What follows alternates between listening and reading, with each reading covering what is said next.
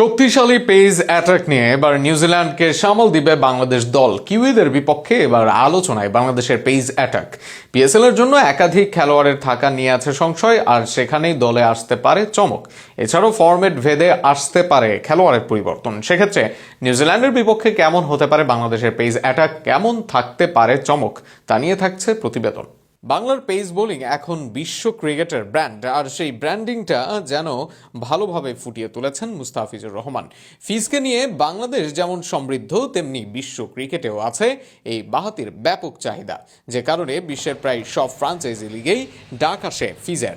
বর্তমানে উদার বিসিবির দিক থেকে ফিজের জন্য মেলে এনওসি।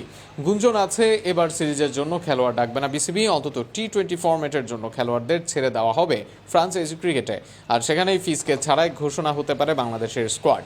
শুধু ফিজ নয়, এই তালিকায় থাকতে পারেন নাহিদ রানা ও শরীফুল ইসলামরাও। তাতে কি দুর্বল হবে পেস বোলিং লাইন আপ? বাস্তবতা বলছে এমন সম্ভাবনা নেই মোটেও, বরং নতুনদের জন্য প্রমাণের মঞ্চ হবে আগামী নিউজিল্যান্ড সিরিজ। আর সেখানে ফ্রন্ট লাইন 3 পেসারকে ছাড়াই হতে পারে দল ঘোষণা, দলে আসতে পারে চমক।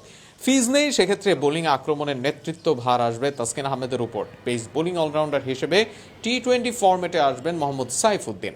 ওডিআই দলে না থাকলেও সাম্প্রতিক সময়ে টি-20 ক্রিকেটে ভরসার নাম এই পেসার। ইনজুরি কাটিয়ে আবার স্কোয়াডে ফিরতে পারেন তানজিম হাসান সাকিব। এই নামগুলোর সাথে আসতে পারে চমক, যেখানে দলের সুযোগের দৌড়ে এগিয়ে আছেন রিপন মণ্ডল। ডেথ বোলিংয়ে দুর্বলতা বাংলাদেশের, ফিজের অভাবে সেই দুর্বলতা হয় আরও স্পষ্ট। আর সেখানেই দারুণ অপশন হতে পারেন রিপন মণ্ডল।